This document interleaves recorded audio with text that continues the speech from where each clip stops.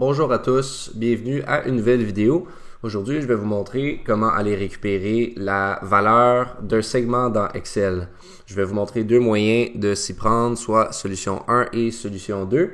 Les deux méthodes qu'on va travailler avec aujourd'hui vont faire l'usage de tableaux croisés dynamiques. Et dans la première solution que je vais présenter, on prend pour acquis qu'on a des données dans Power Pivot, des données sources dans Power Pivot. Donc, dans l'exemple que je vais faire aujourd'hui, on va être capable de récupérer les valeurs sélectionnées dans mon segment de date ici. Et la première étape va être d'utiliser une fonction cube nommée nombre jeu cube, comme ça ici. On ouvre la parenthèse. Donc ça va venir compter et renvoyer le nombre d'éléments d'un jeu de données. Dans notre exemple ici, on veut trier les données dans notre segment de date, bien sûr. Et puisque notre filtre, il prend seulement janvier et met en considération la valeur qui va sortir dans la fonction cube, ça va être 2 parce qu'il y a deux éléments comptés dans notre jeu de données. Donc, dans le paramètre de jeu, il faut être capable de mettre le nom exact du segment pour être capable de le mettre dans la formule. Puis pour ce faire, je vais juste sortir d'ici.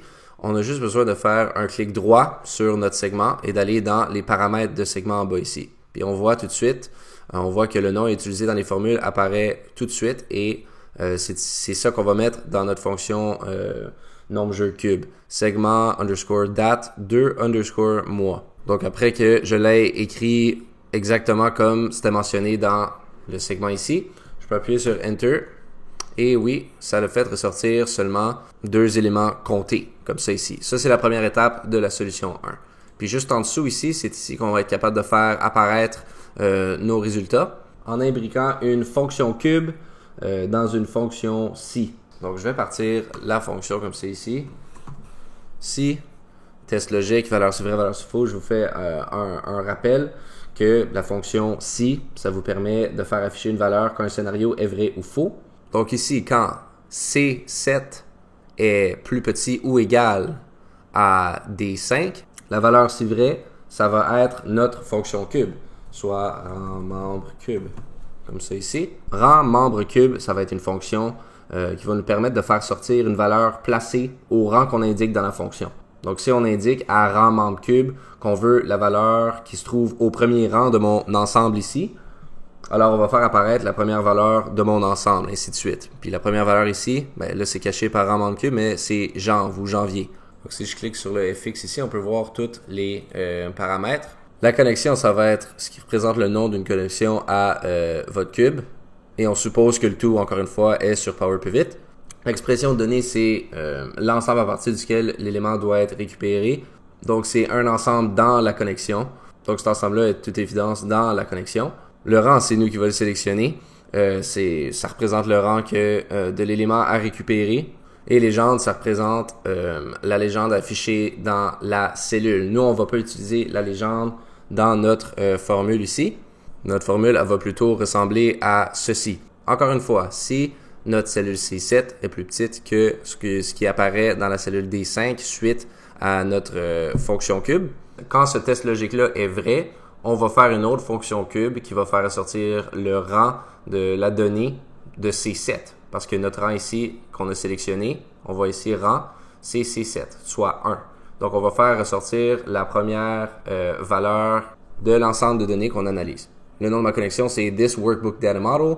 Et comme on a vu tantôt, on vient chercher les données dans segment date mois. Et d'ailleurs, quand ce test logique-là est faux, alors on fait juste mettre des genres de guillemets comme ça ici pour dire que on ne fait rien afficher. Donc quand j'appuie sur Enter ici, c'est censé faire apparaître janvier. Parce que 1 c'est plus petit que 2. Et puisque 1 est plus petit que 2, notre test logique est vrai, voulant dire que on passe à travers la fonction cube qui va nous permettre de trouver la première donnée dans notre segment ici. Là, on peut faire ça dérouler vers le bas. Et on peut voir que ça l'arrête juste après mai, parce qu'on a juste sélectionné deux éléments dans notre segment ici. Ça l'a fait apparaître dans les items sélectionnés ici. Et puisque 3, ce n'est pas plus petit ou égal que 2, ben, dans notre formule ici, on indique que quand c'est faux, on met rien. Donc ça, c'est la première méthode. La deuxième façon fait encore l'usage d'un tableau croisé dynamique. Donc, il faut s'assurer que quand vous faites le tableau, vous mettez les mêmes champs en étiquette de ligne que ceux dans votre segment. Donc ici, dans nos lignes, on a mis nos dates. Ça correspond exactement à ce qu'on fait afficher dans notre segment à gauche de notre tableau ici. On ne va pas rentrer dans les fonctions cubes. Cette fois-ci, on fait qu'une simple fonction si. On prend la fonction si ici. Donc, notre texte logique va être si I6 est égal à rien.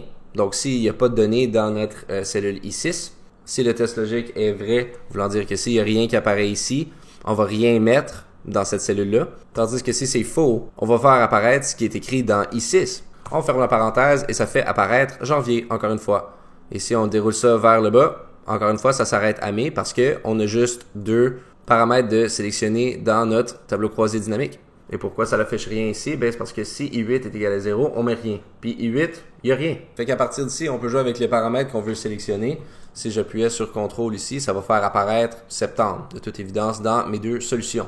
Et on remarque que le nombre d'items sélectionnés monte à 3. Ceci étant dit, rappelez-vous également que je suis en train de travailler avec 12 éléments dans le segment.